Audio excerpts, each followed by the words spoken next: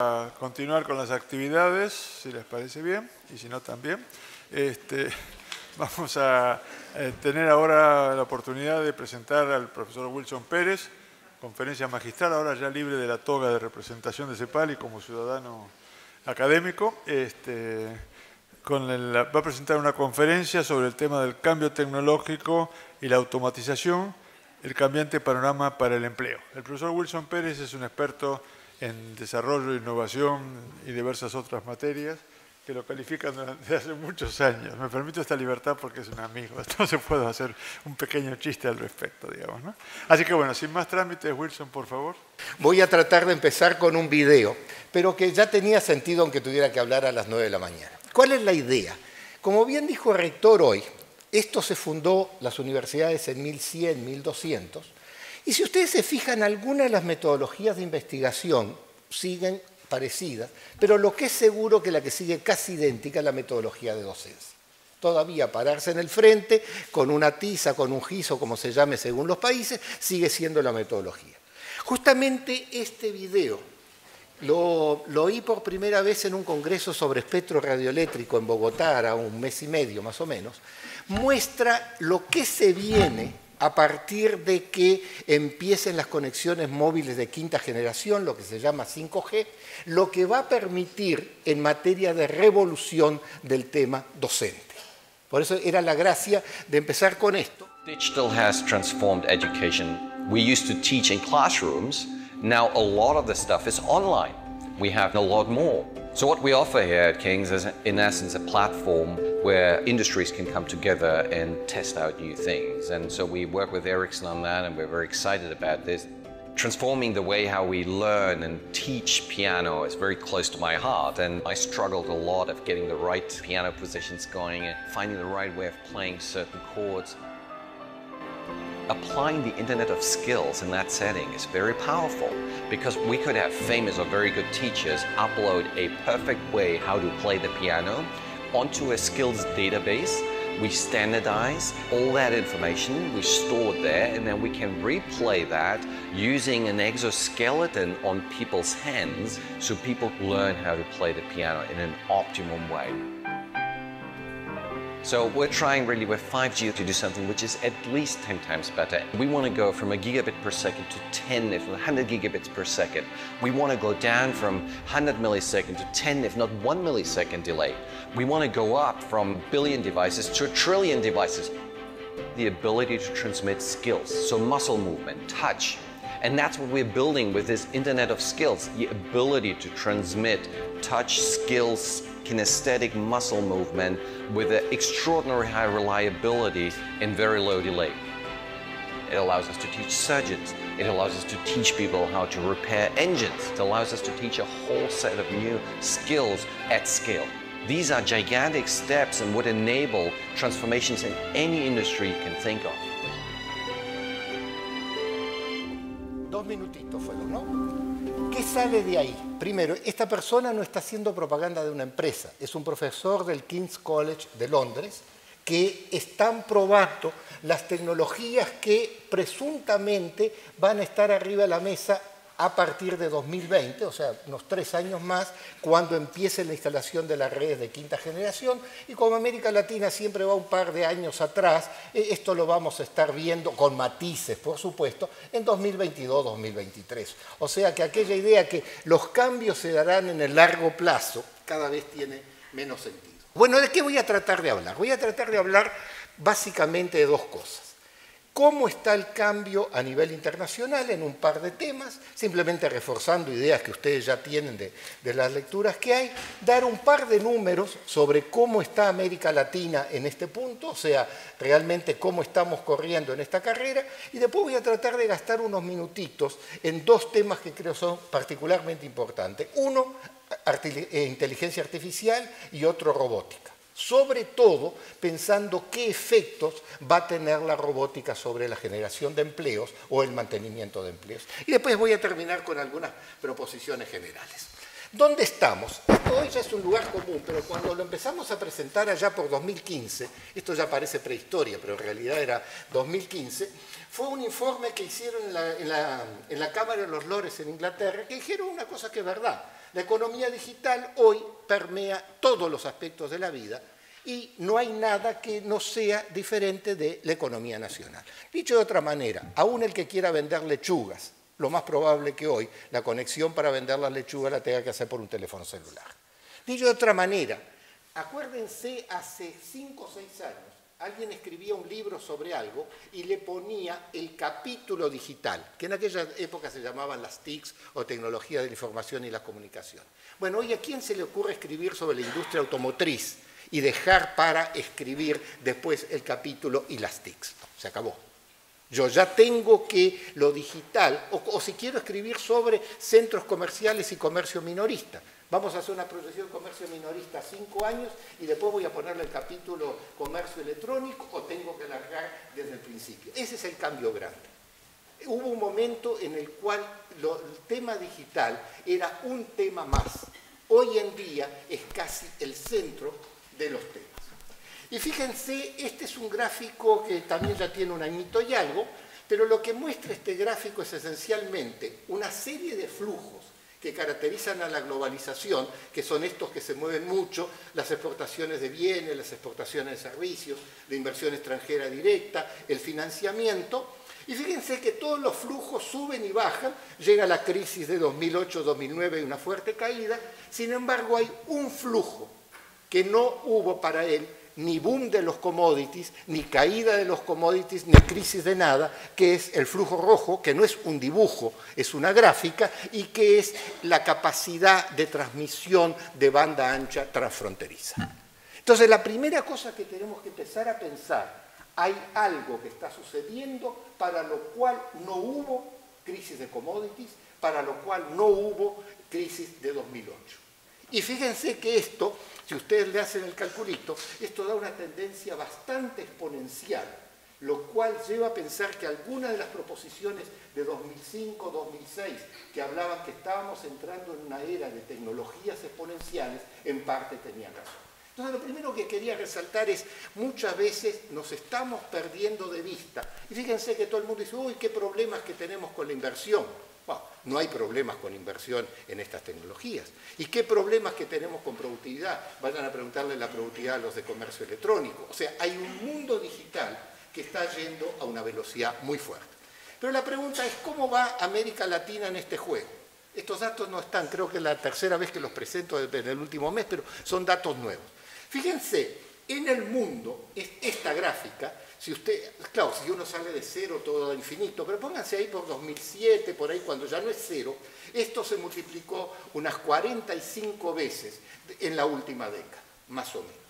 Cuando llego a América Latina, me encuentra que en América Latina solo en 6 años se multiplicó 9 veces y que en el mundo se multiplicó por 4.7 veces. Dicho de otra manera, América Latina acortó terreno respecto al mundo y la participación, por supuesto, con esas dos tasas subió de 4 a 8%.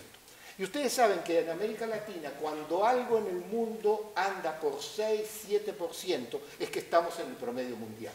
Tenemos 6% de la población, del PIB del mundo, más o menos 7-8% de la población del mundo. Entonces, fíjense, en 2010 estábamos claramente rezagados en este tema. Hoy en día no somos ninguna maravilla, pero ya no tenemos rezago con el promedio mundial.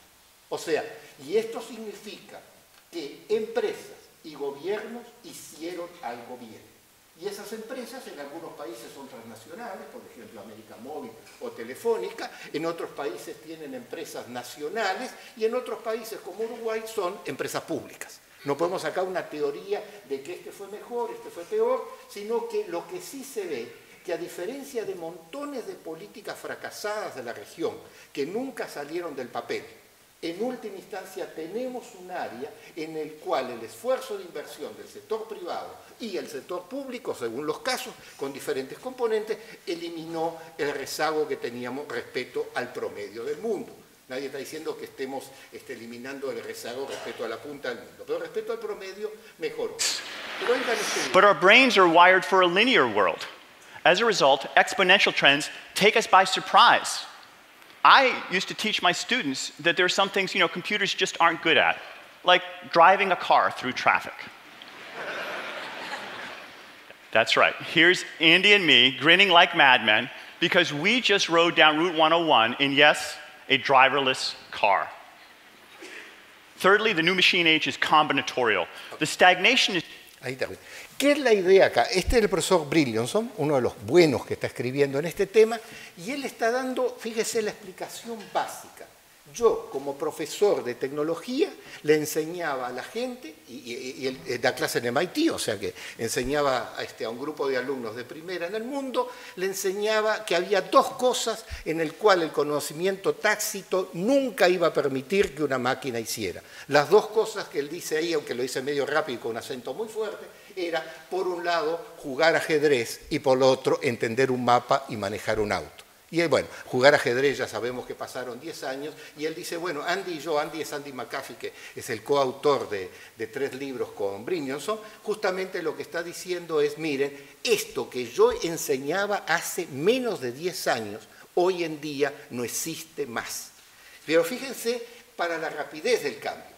Ahora, el siguiente video es un video interesante en el cual hay dos personas muy conocidas. Por un lado, Klaus Schwab, que es el presidente o el dueño del Foro Económico Mundial, y por otro lado Sergey Brin. Schwab, fíjense que ha sido el mejor propagandista que yo he visto en los últimos años. Acuérdense cuando a principios de 2016 se empezó a hablar de la cuarta revolución industrial o de la cuarta revolución tecnológica. En julio de 2016 ya no había seminario empresarial de MBA que fuera en el cual el tema no fuera nosotros ante la cuarta revolución tecnológica. Y miren lo que dice Schwab, y después se lo resumo. Who is considered as one of the greatest entrepreneurs of our times, Sergey Brin, who is, as you know, the co-founder and president of Alphabet. I think it's a unique opportunity to exchange some views with you. And I wonder whether I should take my tie off or not.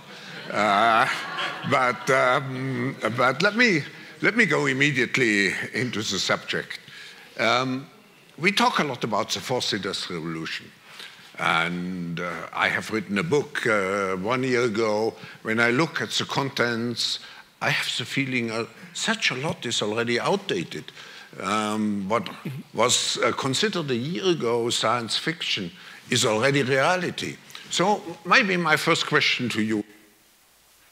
Fíjense, después viene una hora de entrevista. Se consiguió, en 6 meses consiguió Schwab y el World Economic Forum meter el término cuarta revolución tecnológica o cuarta revolución industrial. En enero de este año, o sea, unos 14 meses después que sacó su libro, le pregunta nada menos que a Sergey Brin, dígame, ¿qué pasó que cuando todo el mundo decía hace 15 meses que mi libro era de ciencia ficción, hoy está obsoleto? Bueno, eso es lo que quería transmitir. Si la gente de este nivel se asombra de que algo que uno decía esto va a demorar 50 años en suceder o no va a suceder nunca, 12 o 13 meses después, simplemente le tiene que preguntar a Brin, bueno, ¿qué pasó que esto está obsoleto? Y eso es lo que vamos a tratar de ir viendo en la cosa. Entonces me pareció que era más divertido esto que largar con puros números. Vamos acá. ¿A dónde estamos hoy? Aquí estamos, por un lado, en un mundo en el cual, acuérdense los que hayan leído al profesor Dossi o que hayan visto las cosas de tecnología, las revoluciones tecnológicas se caracterizan por un artefacto. Ese artefacto tiene, para ser eficiente en una revolución tecnológica, su costo tiene que tender a cero muy rápidamente para que se pueda masificar el uso. El artefacto central, en una primera etapa fueron los circuitos integrados, estamos hablando de los años 60, después vino el Internet y su masificación en los años 90, y ahora estamos llegando a una etapa en la cual el elemento central, el artefacto central cuyo valor tiende a cero rápidamente y se masifica, son los sensores. Por eso justamente en el primer video decía, queremos un mundo con trillones de sensores. Pero yo creo que hay 4 fechas que conviene retener para darse cuenta a esto que estamos avanzando, que es una nueva plataforma que en última instancia es móvil y ubicua. Difícil de saber estas 4 fechas, hay solo una que es fácil, pero cuando les diga todas las conocen, eso es lo más divertido. 11 de mayo del 97, Deep Blue le gana a Kasparov en ajedrez. 9 de enero de 2007, fíjense, 10 años y un poquito. ¿Qué pasó? Steve Jobs presenta el iPhone. 16 de febrero de 2011, Watson gana el juego Jeopardy, que era algo cualitativamente diferente que ganar ajedrez, y 16 de marzo de 2016, DeepMind gana Go. O sea, en un periodo de unos 20 años, pero muy acelerado hacia el final, ustedes empiezan a encontrar que lo que eran considerados algunos reductos del pensamiento humano empiezan a ser superados. La diferencia fue poner ahí el iPhone, porque en realidad el momento en el cual la plataforma móvil y ubicua se generalizó es cuando el 100% de ustedes empezaron a tener una computadora en el bolsillo mucho más poderosa de la que teníamos nosotros en la universidad cuando yo estaba terminando, ni hablar al principio. Entonces, este es el nuevo mundo. Y ese mundo se traduce en un mundo de plataformas globales. Y esas, no gastemos mucho tiempo en esto, lo que importa acá es que es un conjunto de empresas que en última instancia falta una, acá si quieren ustedes, que sería Microsoft, pero que esta concentración en estas empresas va a tener implicancias grandes para el tema de inteligencia artificial. Terminada la introducción, vamos a un par de gráficos de números que son útiles. Vamos a ver cómo está la situación en América Latina. Fíjense, América Latina pasamos, en 2005 más o menos había cerca del 17% de usuarios de Internet sobre la población, ahora en 2016 estamos en 56, seguramente vamos a andar en 58, 59 en 2017, acercándonos a 60. Fíjense que en un poquito más de una década pasó de ser una tecnología universitaria, por decirlo así, a ser una tecnología que ya me agarra inclusive a la clase media baja. Todavía tenemos un 40% arriba, pero fue un cambio radical. Y como veíamos hoy de mañana, más o menos el cálculo que hay es que 75% de los millennials, aunque Sebastián dijo que ya estaban muy viejos los millennials, los demás van a usar más, pero 75% ya usan Internet. Entonces fíjense, cuando empezamos a razonar, ya tenemos que, piensen esto en promedio. Y ustedes saben perfectamente que Lima tiene que estar mejor que el promedio de Perú y que Bogotá tiene que estar mejor que el promedio de Colombia, como todas las capitales. Quiere decir que la gente que uno interactúa en las grandes ciudades, los jóvenes deben estar arriba de 80-85%. Y fíjense, de vuelta, ¿a dónde está la aceleración de los recursos naturales? Mucho gusto. ¿Y a dónde está la caída de los recursos naturales? En ningún lado. Ese es el efecto de una revolución tecnológica. Cuando el artefacto tiende a cero el valor, piensen lo que cuesta cada vez 1 mega de comunicación. O sea, eso tiende a cero rápidamente. Cuando empieza a suceder eso es que pase lo que pase en la macro. Ustedes piensan que si Perú crece al 4 o crece al 3 en 2019, ¿va a cambiar la tendencia esta? No. La tendencia va a ser, o sea, eso es una revolución tecnológica. Sin embargo, pese a ese dato positivo y al otro dato positivo que di al principio, yo diría la región no está preparada todavía. O sea, tenemos puntos. ¿A dónde están las demandas de velocidad? Este cuadro es discutible, pero hay cosas que están claras. Para algunas actividades, por ejemplo, fíjense, tener redes de energía limpia y de transporte, o sea, lo de ciudades inteligentes o todo lo que tiene que ver con emergencias como terremotos, tsunamis y seguridad, yo necesito anchos de banda entre 2 y 3 o 6 a 18. O sea, más o menos tengo anchos de banda moderados. Cuando quiero pasar a algo más fuerte, por ejemplo, monitoreo de clima o manufactura avanzada, ya me voy a anchos de banda de 30, 40 y 70. Y cuando quiero ya estar en las cosas más modernas, por eso estaba el video del King's College al comienzo, cuando quiero empezar a usar cosas como video interactivo o quiero usar cosas como en los puntas más altas de manufactura avanzada, ya necesito velocidades a cerca de 70 o a veces cerca de 100 por segundo. Entonces, fíjense, hay bastante heterogeneidad, pero ¿qué me encuentro cuando yo llego a la región? Acá ustedes tienen varios niveles. El azulcito de abajo es la velocidad que necesito para email y browser. Fácil. El rojo es cuando yo quiero navegar, ver videos cortos, el típico YouTube, una videoconferencia sin pretensiones. El amarillo ya es una videoconferencia con más pretensiones y el verde es la posibilidad de tener telemedicina básica.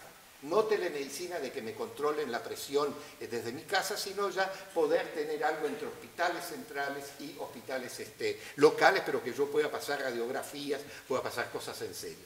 Y fíjense que si ustedes consideran el nivel de telemedicina básica, ningún país de América Latina, ni siquiera los 3 que están más avanzados, tienen velocidades para eso.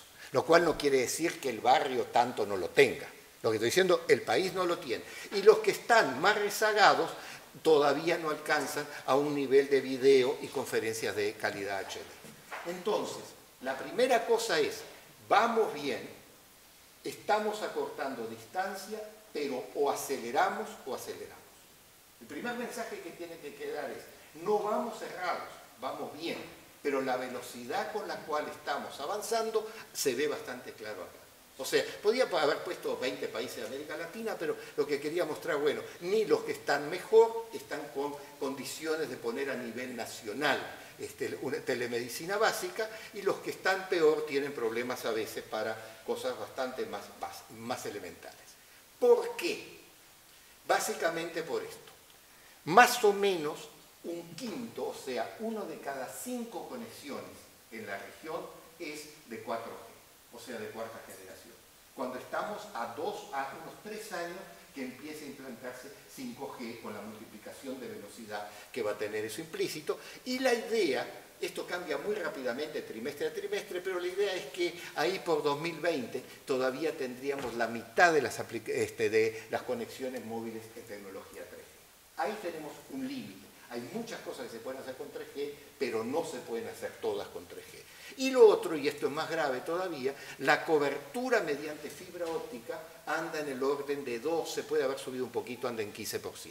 O sea, hemos invertido bien, no es el típico de que los elefantes blancos de las tecnologías digitales, ni tampoco es el típico que aquí no hay inversión, pero el punto es, para la velocidad que avanza el mundo, estos niveles no son suficientes. Entonces, ahí, repito el primer mensaje, hay que acelerar. Cuando uno empieza a hablar de estos temas, y voy a agarrar un poquito de agua, me quería hacer. Cuando uno empieza a hablar de estos temas, dice, bueno, generalmente lo que dicen es, ustedes saben que la estructura productiva de la región no ayuda, lo vimos inclusive en varias de las presentaciones de hoy, o sea, tenemos una estructura que está lejos de la frontera tecnológica, y acá, miren, era una manera de graficarlo diferente. Aquí sobre la derecha tenemos la lista de las mayores empresas de capitalización en el mundo, y allá a la izquierda tenemos la lista de las mayores empresas por capitalización en América Latina. Puede decir, los lujos del sector privado en ambos lados. Lo único que en el eje de abajo de la derecha yo voy de 0 a 800 y allá voy de 0 a 100. O sea, tampoco no nos confundamos, o sea, hay una diferencia de ejes muy grande. Pero fíjense, cuando yo voy al mundo, ¿qué es lo que me encuentro? ¿Quiénes son las grandes empresas del mundo? Apple, Alphabet, Microsoft, después hay una controladora diversificada, Amazon y Facebook. Entonces yo digo, la tendencia al control del capital en el mundo condice con lo que estoy diciendo en la revolución tecnológica. O sea, sería muy raro que yo dijera acá hay una tremenda revolución tecnológica y resulta que fuera como en la región, en la cual tengo quiénes son los grandes de la región, una cervecera Ambev, el Banco Itaú, Petrobras, el Banco Bradesco, la minera Vale en Brasil, etc. O sea, no es que uno diga, uy, es que estamos en los recursos naturales y en los bancos. Eso no es secundario, pero no es el centro. El centro es, nosotros no tenemos, con una excepción, jugadores en esta revolución. Y el único jugador que aparece un poquito ahí por abajo es América Móvil, que según los países se llama Telmex, o según los países tiene otro nombre, pero en última instancia el punto es nuestra estructura empresarial no tiene agente para el juego en el partido grande. Eso es la situación que tenemos hoy. Podríamos poner todos los cuadros que si esto tiene que ver con la minería, no tiene que ver con la minería, pero creo que es bastante revelador la diferencia acá. Y siempre se está hablando de nuestro rezago tecnológico. Estos son los lugares a donde hay estaciones de supercarga de Tesla para los autos eléctricos. Ustedes saben que los autos eléctricos, la gente no le gusta pasarse toda la noche cargando el auto, y menos si tengo que ir a 400 kilómetros. Entonces han instalado algunas estaciones de supercharger para poder instalar, digamos, una autonomía de 200 kilómetros más en 30 minutos, y fíjense a dónde están las estaciones. Claro, Tesla no es el único que hace autos eléctricos, puede haber otra marca, pero al mismo tiempo nosotros decimos, bueno, por las dotaciones de litio de América Latina, tenemos el potencial del litio, el potencial de las baterías, etcétera, etcétera, pero el dibujo es bastante claro. O sea, condice totalmente con lo que se dijo en la mañana, por ejemplo, de cómo están las tasas de investigación y desarrollo sobre PIB, y aún el 1.2 de Brasil no hace diferencia. O sea, esto es a donde se está dando quizá el progreso técnico manufacturero más fuerte que vamos a ver en el corto plazo, que es la masificación de los autos eléctricos. ¿Está claro? Vamos a pasar ahora entonces ya a lo que quería tratar más en detalle, que es inteligencia artificial y robótica. Bueno, el punto es, después de Internet de las Cosas, no porque se vaya a acabar la Internet de las Cosas, sino que el tema que surgió con fuerza y que hace 2 años no hubiera habido esta presentación en un seminario sobre inteligencia artificial, ya es casi obligatorio tenerlo en todos lados, pero fíjense lo que uno dice, hay que pensar con visión de largo plazo, ¿no? Fíjense esto, estas 2 citas salen en Wired, la revista típica geek de 2014, pero miren la primera, es una cita oficial de Larry Page. A Page le preguntan, dígame una cosa, nosotros vimos Mosaic, nosotros vimos Alta Vista, bueno, algunos, ustedes, la mayoría felizmente no tuvieron que vivir ese periodo, y Alta Vista desapareció, American Online desapareció, ¿por qué no va a desaparecer Google? Eso le preguntan en 2000, octubre de 2000. Y Larry Page le dice, miren, en realidad nosotros no vamos a desaparecer, porque nosotros no estamos haciendo un buscador, que es lo que reafirma en 2004, nosotros lo que estamos haciendo es una inteligencia artificial. O sea, fíjense, es bastante clarito, ¿no? La inteligencia artificial será la última versión de Google, la última maquinaria, la máxima maquinaria de búsqueda será entender todo lo que está en la red, y en 2010, en 2014, sí, en realidad lo que estamos haciendo es una inteligencia artificial. Entonces, fíjense que uno empieza a ver que algunos de los inventos que uno le daba un carácter bastante acotado, de repente resulta que fueron funcionales para cosas que parecían tremendamente distantes. Y les voy a dar un ejemplo de una discusión que hubo en Santiago, en CEPAL, hará como unos 4 años. Estábamos los que estábamos muy ahí en la onda tecnológica, y había un sector, digamos, de gente que tenía su argumento, decía, no, pero miren, por ejemplo, fíjense el desperdicio que es esto de los juegos de cómputo, la gente se pasa todo el día en algo que es violento, que es sexista, y entonces, ¿para qué esto, no? Pasaron los años, unos 4 años, ¿y qué sucedió? Los que jugaron juegos de cómputo se acuerdan que era fundamental la tarjeta gráfica, la que hacía NVIDIA. La tarjeta gráfica que en lugar del CPU había un GPU, Graphic Processing Unit. Los GPU resulta que se transformaron en un lapso de 5 años en la pieza de software fundamental para el manejo de las redes neuronales. Por lo tanto, se transformaron en el componente de hardware básico para la inteligencia artificial. Claro, alguien había dicho, bueno, a lo mejor si no había juegos se hubiera desarrollado por otro lado. Capaz que sí, capaz que no. Pero la trayectoria que hubo fue, claro, acuérdense los juegos, ustedes tenían una pared, había alguien con una espada, yo tenía que dejar 90% de los píxeles igual y mover unos poquitos de la espada. Los GPU para eso eran perfectos, porque era una tarjeta de procesamiento gráfico. Cuando yo llego a la inteligencia artificial y las redes neuronales, la lógica del software de redes neuronales me exigía exactamente ese tipo de hardware.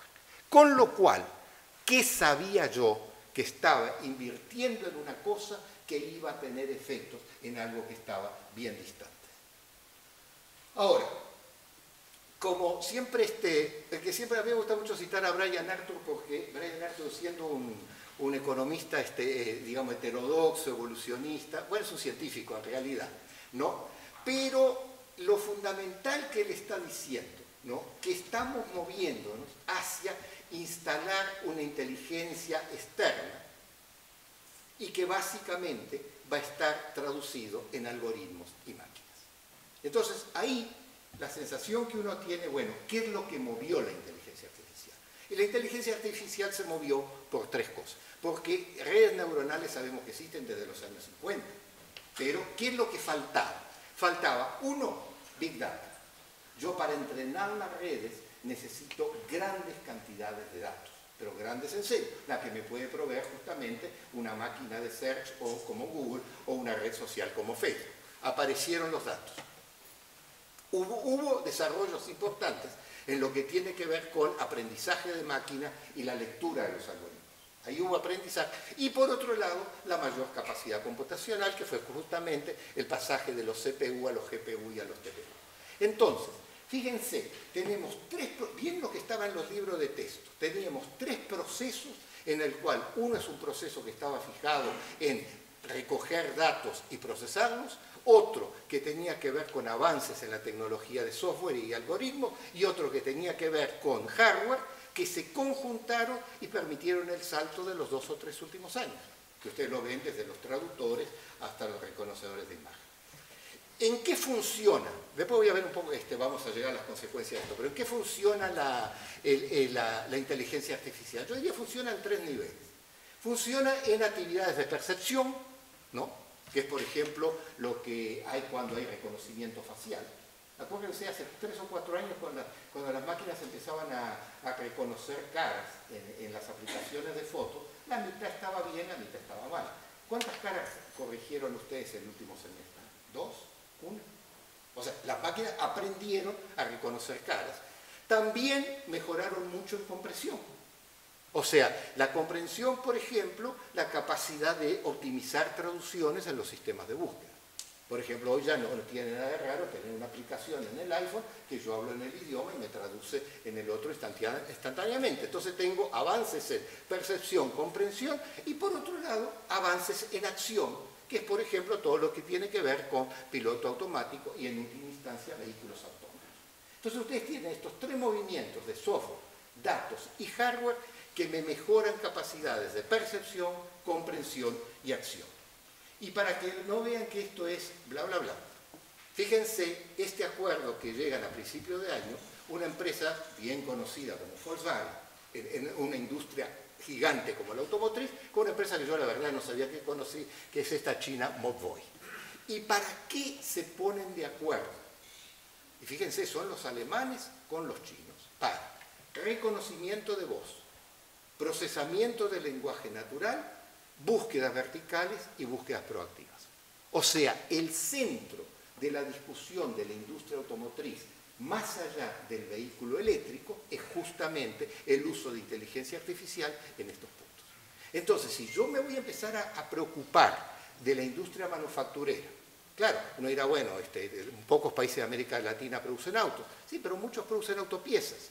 Y hablando, por ejemplo, con el presidente de la Cámara de Industria de Autopartes de México, una industria seria, exporta 43.000 millones de dólares por año, por eso el lío de la discusión del NAFTA, él nos decía, mire, yo creo que estamos con una visión cortoplacista. ¿Por qué le digo?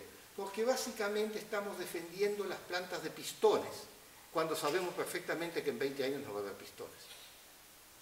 Entonces, cuando, digamos, si vamos a empezar a hablar de industrialización, de avance en algunas cosas, bueno, lo primero que hay que decir, lo que el hombre decía, bueno, claro, yo tengo que defender el empleo de hoy, perfecto, pero lo estoy defendiendo el empleo de hoy de una actividad que sé positivamente que en menos de 2 décadas no va a existir más por razones obvias. Entonces, estos son algunos temas que quería. Ahora, vamos a empezar a ver un poco cómo anda la región en esto, porque creo que es importante no solo tener la región como estamos en conectividad, sino en algunos de estos temas. Fíjense, este es un libro que es un libro de texto importante en inteligencia artificial, Russell y Novick, pero tienen el mérito que hay una página web a donde me dice en cuántos cursos, en cuántas universidades o institutos tecnológicos se utiliza. Entonces este libro, no estoy diciendo que sea el mejor, yo no lo leí, no creo que lo pueda entender, pero hay 1.300 universidades o institutos que dan 1.600 cursos con esta bibliografía. Y encontré, y por suerte lo tenían por países. Fíjense qué cosa interesante. Una, América Latina, obviamente, Brasil es el país más grande, tiene la industria más grande, hace sentido, pero fíjense que Brasil, claro, España es más chico, pero Brasil está bastante mejor que España en esto, pero lo que más me impresionó fue que aún los países más pequeños y con menor PIB per cápita tienen por lo menos 1, 2 o 3 centros en los cuales esto es bibliografía obligatoria. Lo cual diría que lo que nos está pasando muchas veces con los datos, que tengo un montón de datos de cosas que no interesan para nada, y aquí uno se encuentra, bueno, tan en el páramo no estamos. O sea, porque nadie dijo que este fuera el único libro, puede haber un par de libros más. Lo bueno, aquí está la página web para el que quiera entrar después, porque está el número de universidad por universidad. Uno puede encontrar el nombre de quienes están dando eso. Entonces, fíjense que si estamos hablando de 10 universidades en Argentina o 3 en el Perú, más, supongamos que hay una subvaloración porque alguien usó otros libros, estamos hablando que si son 3 universidades a 3 grupos de 25 alumnos, estamos metiendo 70, 100 individuos capacitados en esto. Y alguien me dirá, ¿y 70, 100 qué diferencia hace? Un montón. Se calcula que en el mundo, produciendo en inteligencia artificial en sentido estricto, hay unas 10.000 personas. Entonces, no estamos en la ruina. O sea, podríamos estar bastante mejor, pero el punto es, hay una base, y antes de llegar a la conclusión de que estamos perdidos, más vale buscar mucho más datos y seguir avanzando. Aparece otra oposición a este tipo de cosas, que es decir, uy, no, la gente no se va a adaptar, la gente no se va a acostumbrar a usar máquinas, el contacto humano. Hicieron, esta gente de Accenture hizo un survey bastante bueno en 26 países con 26.000 usuarios. Había 3 países de América Latina, estaba Colombia, México y Brasil. Pero fíjense, dado que los patrones de consumo son muy similares, un tercio decía que estaban interesados en tener un asistente digital a través de aplicaciones de voz. O sea que un tercio no tenía ningún problema con Alexa, no tenía ningún problema con Siri o con Google Now, lo que fuera. Pero cuando yo me iba a los 14, 17, la generación Z de Rovira de hoy de mañana, 84% no tenía el menor problema. O sea, eso de que el contacto humano es altamente valorado, no es obvio. 52% interactúan con chats y apps basadas en inteligencia artificial y no protestan. Y fíjense estos dos datos. 85% consideran que es más fácil conectarse con inteligencia artificial. Y hay otro slide después, pero me lo voy a saltear. Preguntado por qué, una era obvia, está siempre disponible, la otra no era tan obvia, pero si uno lo piensa capaz que es verdad, es menos sesgada. O sea, es posible que la inteligencia artificial sea menos sesgada que el que me contesta en el call center, que tiene que decirme que yo no tengo razón. Y que, claro, o sea, piensa en la experiencia de usted. ¿En qué sentido empeoraría la máquina el tratamiento de un call center? Difícil. ¿No? O sea, ahora, entonces el reducto de que, hay una sensación que la gente no se va a vincular con la máquina y que hay algo. Eso no aparece por ningún lado. Acá, al final dejé este slide. 82% dice siempre disponible, 68% menos tendenciosa y 68% más fácil de interactuar.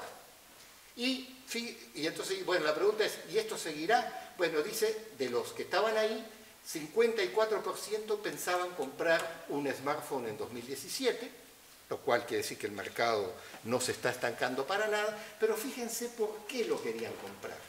Por dos cosas que pocos de los que estamos acá en este momento lo usaríamos.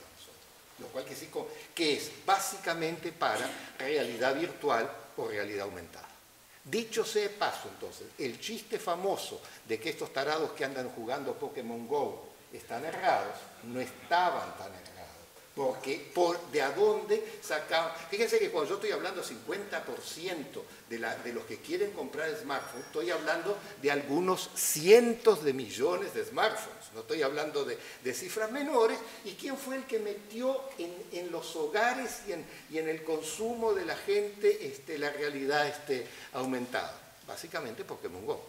Que después yo lo puedo usar para una operación es otra cosa, pero por ahí entro. Entonces fíjense, por el lado humano no da la sensación de que va a haber el gran rechazo al tratamiento de estos temas. Vamos ahora, bueno, pero la pregunta que viene, ¿y el trabajo? Porque que la gente no está incómoda hablando con máquinas, y no es chiste, eso sí, después me lo borro. Hablando con un subsecretario de Brasil, que no viene el caso, citarlo, el tipo sabe mucho, mucho. Me dijo, mira, nosotros hicimos una encuesta, porque estábamos muy preocupados, ustedes vieron que Brasil tuvo unos años malos, ¿no? Estábamos muy preocupados qué sucedía con el prepago, porque el prepago no caía.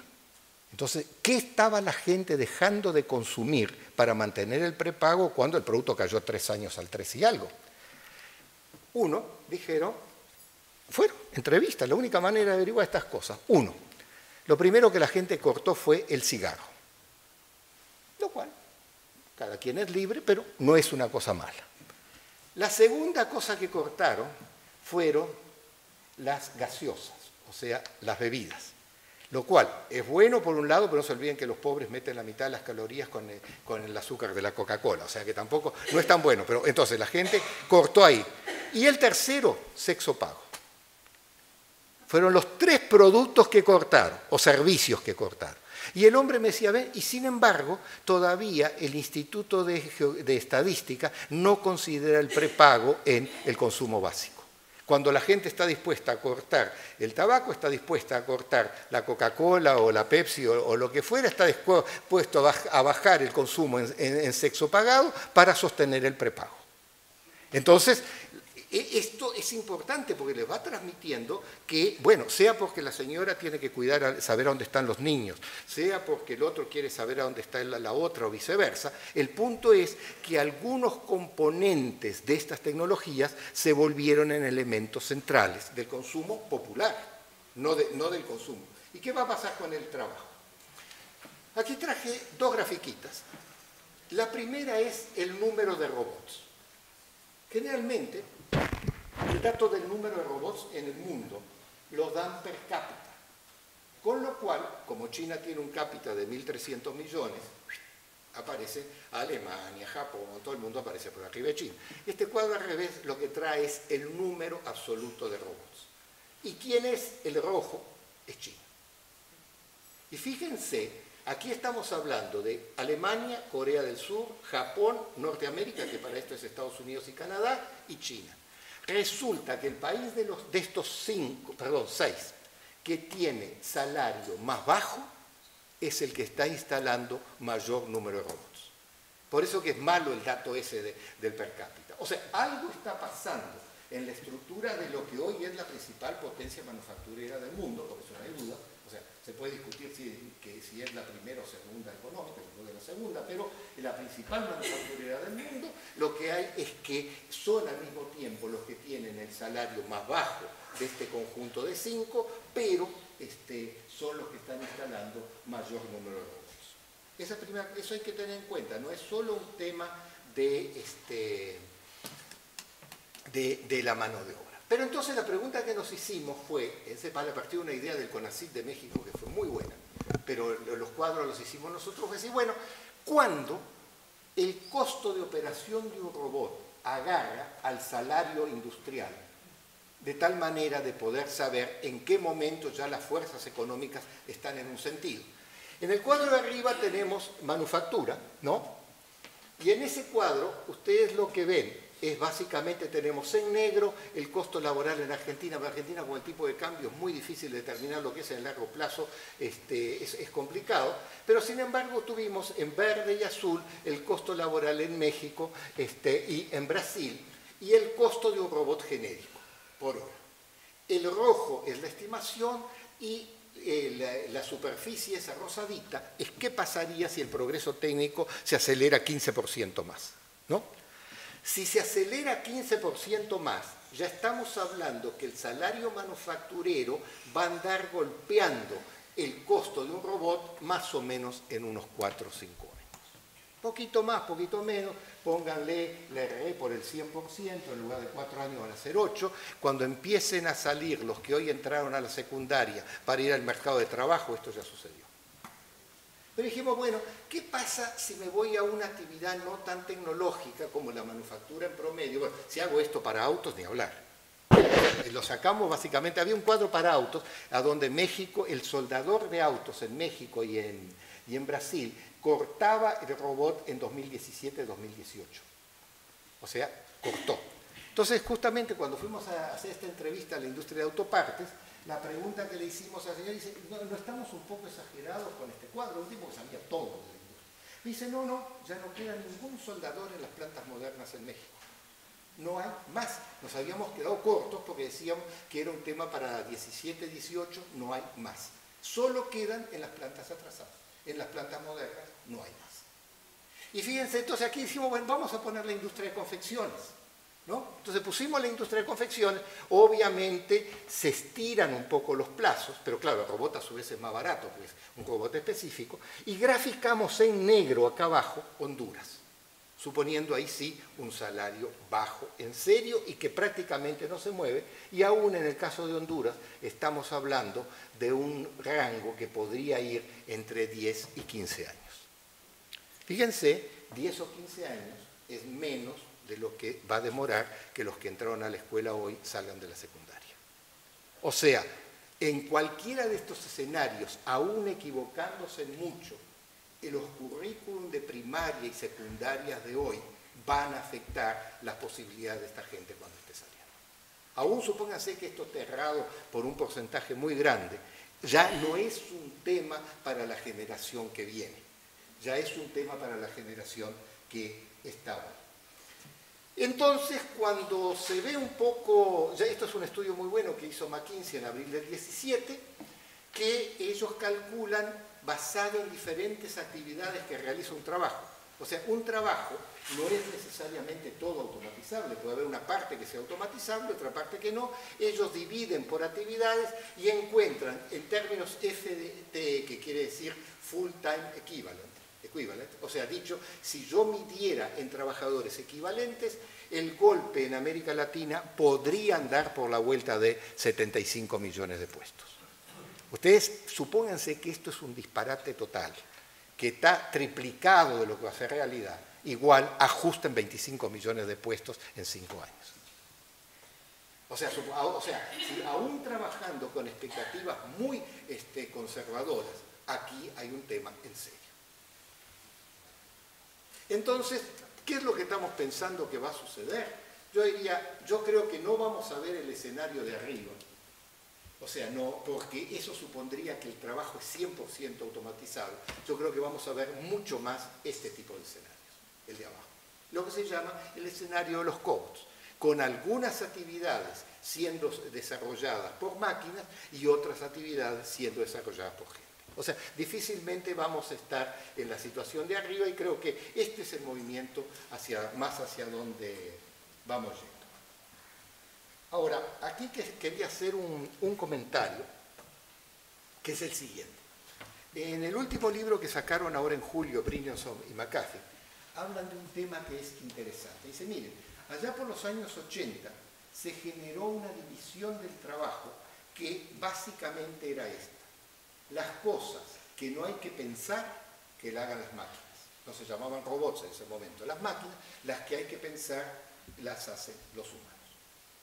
Pero lo que hemos visto, pasaron 25 años, es que hay montones de las actividades de pensar que las máquinas son mejores que los humanos. ¿Por cuáles, por ejemplo? Se sabe de que si uno va a ir a un juez y el juez lo va a condenar, más vale que el juez lo condene a las 11 de la mañana que a las 3 de la tarde. A las 3 de la tarde le va a ir mucho peor en la sentencia. Sí, se sabe, o sea, están todas las estadísticas, la digestión es un pésimo momento para ver cuántos años de cárcel vale. O, por ejemplo, ustedes saben perfectamente que los currículum van mucho por la foto y mucho por el tipo de apellido que tiene la persona. O sea, ni digamos el aspecto racial y afines, sino que entonces hay actividades de pensar a dónde, y esto es la tesis grande del libro de Julio, en la cual hay elementos muy poderosos que hacen pensar de que la división esta entre pensamiento para los humanos y rutinario para las máquinas no va a ser la solución final. Va a haber una solución en la cual va a haber una parte del componente pensamiento que va a estar dentro de las actividades de las máquinas. Y piensen, ninguna decisión de crédito de su tarjeta de crédito la hace una persona, muy pocas las decisiones de línea de pagos la hace la persona y ninguna de las operaciones de bolsa del común de los normales los hacen las personas. Entonces por ahí vamos. Ahora, Yendo ya para terminar, si hubiera que plantearse cómo estamos en América Latina, el famoso vaso medio lleno, medio vacío, yo diría, hay tres cosas interesantes. Una, aquella carátula que está allá arriba son los proceedings de un seminario sobre automatización y robótica en América Latina que fue publicado en Panamá. Eso me reafirma un poco en lo que decía, los libros de textos están, la gente está estudiando el tema y hay seminarios que sacan su proceeding sobre temas que yo no los sigo en detalle, pero ahí está. Segundo punto, ven estos niños acá que podían estar en cualquier lado, están haciendo, obviamente son gente de final de primaria, los primeros años de secundaria, están haciendo su laboratorio de robótica, pero lo interesante es que lo están haciendo en El Salvador. O sea, esta foto quizá en Argentina no fue de la noticia, pero también están haciendo. O sea, hay actividad. Lo otro que quería mostrarles, ahí abajo a la izquierda, tenemos 9 empresas que son lo que llaman los unicornios latinoamericanos, que son empresas que pasaron de ser pequeñas o medianas a tener un valor de mercado de más de $1.000 millones. Y ustedes se encuentran de que hay varias que son empresas bastante conocidas y que están vinculadas a tecnología de la información, como por ejemplo Despegar.com, Globant, Mercado Libre, Softec o afines. Hay otras que no. O sea, quiere decir que la región ha tenido la capacidad de generar unicornios, o sea, es un nombre raro, pero eso, así le dicen a las empresas que pasaron a valer más de $1.000 millones rápidamente y existen en tecnología de la información. Quiere decir que tampoco estamos mancos o ciegos en ese punto. ¿Cuál es el punto más peligroso? Argentina tiene 4. Las 4 empresas argentinas de unicornios están constituidas en Delaware, en Luxemburgo o en los Países Bajos. O sea, tenemos algo en nuestros sistemas jurídicos y en nuestros sistemas impositivos que no permite que esas empresas que son creadas por argentinos, que viven en Argentina, igual tengan que, para poder operar en el mundo, estar incorporadas en paraísos fiscales. O sea, en ese sentido hay que pensarlo cuando uno dice, bueno, vamos a fomentar emprendedurismo. Sin embargo, para el vaso medio lleno, medio vacío, cuando uno va a lo duro, que son las ventas de robots industriales, tenemos el dato para el 16, en el mundo se vendieron 290.000. Si no son por los 5.500 de la automotriz mexicana, fíjense, nos quedan 1.800 en Brasil y 400 para el resto de Sudamérica. Entonces yo diría, el vaso no está vacío, pero está mucho más vacío que lleno. El balance no es aquí, no depende de cómo se mide. O sea, en un análisis hay esfuerzos académicos, hay esfuerzos empresariales limitados, pero hay esfuerzos educativos, pero el vaso está con problemas todavía. ¿Qué habría que hacer? ¿No? Que es una cosa que generalmente le interesa más a las audiencias de policy makers, pero bueno. Yo diría, la primera, hay que mantener el foco en la revolución digital. Hacemos un favor muy débil a la región diciendo esto va a pasar de aquí a 20 años, no se preocupen, es algo que pasa en el norte, nosotros somos idiosincráticamente diferentes. No, yo creo que la labor del sector intelectual es decir, bueno, el foco en la revolución digital es crucial. Tenemos que invertir en infraestructura, tenemos que avanzar en transparencia en los algoritmos. Fíjense ustedes, algunos compran en Amazon, otros comprarán en Mercado Libre, pero el algoritmo de Amazon o el algoritmo de Mercado Libre que hace que ustedes tengan en la lista de los 4 o 5 primeros que se ven, no lo conocemos. Hay que conocer más, porque si no, todo lo de regulaciones, bla, bla, bla. Pues puede decir, regulemos. Claro, ¿regulo qué? Para regular yo tengo que conocer el aparato. Y el aparato duro son los algoritmos de decisión de las redes y yo necesito tener más transparencia en materia de algoritmos. Tengo que tener una posición un poquito más seria en materia de las economías, la economía geek, o sea, el estilo Google, Lyft, Cabify y eso. Al final, América Latina respondió a un cambio tecnológico enorme en base a la capacidad de los taxistas de quemar o no la ciudad. O sea, porque no me digan, ante una disrupción tecnológica de la magnitud que hubo con esto, al final la reacción de los países fue en un lado dejo, en el otro lado dejo pero tapado, en otro lado prohíbo, y que en base funciona, básicamente en base a la capacidad de reacción de un gremio. Ante eso, la economía geek no se va a agotar con Google, ya está en muchos más lados, Y entonces hay que tener una postura seria sobre el punto. De una definición, bueno, esto tiene problemas laborales, tiene problemas de calidad de trabajo, tiene problemas de defensa del consumidor, pero hay que tener una postura y no ser reactivo. Y después yo diría, nosotros seguimos decidiendo datos a partir de una encuesta de 18 pequeñas empresas en el estado de tal cosa y se decide la política, pues todo lo que hay. No estamos usando los grandes datos para nada en la decisión de política. Y lo otro, la tremenda asimetría de información. O sea, de alguna manera, el no uso de las tecnologías nuevas a nivel del policy making, lo que está llevando es que la discusión de una empresa o de un Estado mediano o pequeño con alguna de las grandes plataformas es simplemente, disculpen que se los tengo que explicar.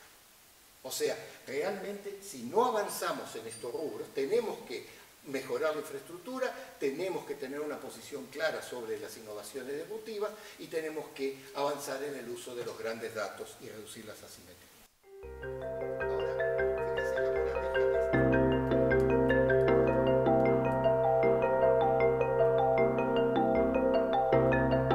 I didn't pay attention to it at all, to be perfectly honest. Myself having been trained as a computer scientist in the 90s, everybody knew AI didn't work. It's not like, people tried it, they tried neural nets, none of them worked out.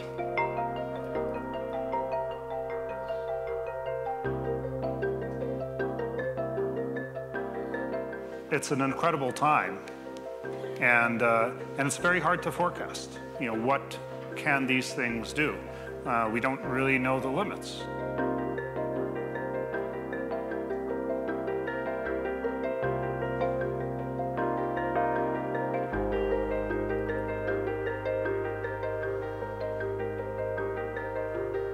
I think you should have fun and not be so weighed down by the weight of expectations. That I think sort of this global network, unfortunately, one of the downsides, I think it creates that weight.